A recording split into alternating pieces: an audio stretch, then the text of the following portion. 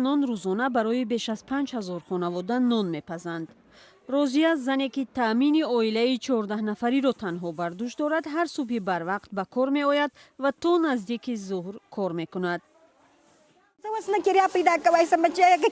اگر پول کرایه خانه رو پیدا کنم، پول نان خشک رو ندارم.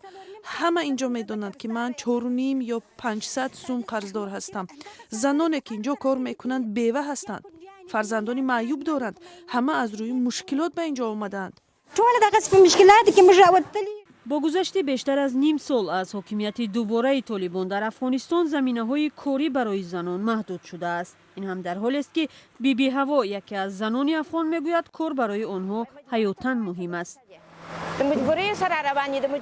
ما رو برای کار نرفتن مجبور نکنید. من از مجبوری اینجا آمدم. اگر کسی رو هم قهر کند و کسی هم مرا خوب یا بد خطاب کند، من اینجا برای نان پختن می آیم. 5000 پول کرایه خانه باید سپارم. ما در خانه 10-20 نفر هستیم. در این شرکت نانپزی در قندهار 50 زن کار میکنند. نان شرکت به بازارهای قندهار برآورده می شود. اینجا با ما نزدیک به 50 زن کار میکند. همه‌شان غریب و بیوه و بیچاره هستند. اینجا کسانی هستند که قبلا در بازارها طلبندگی میکردند. حالا صاحب جای کارند و روزانه از 200 تا 300 افغانی برایشان معاش میدهیم. از صبح تا چاشت همینجا کار میکنند و هر ماهشان را به حساب روزانه میدهیم.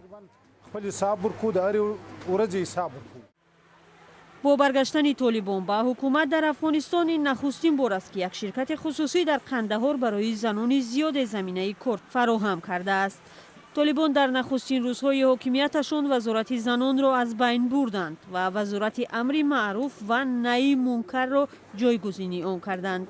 اگرچه طالبان میگویند آنها برخی از خانم‌ها را شامل پلیس ساختند و شمار دیگری زنان در ساختار طبی کار میکنند، اما با این هم برای اکثر زنان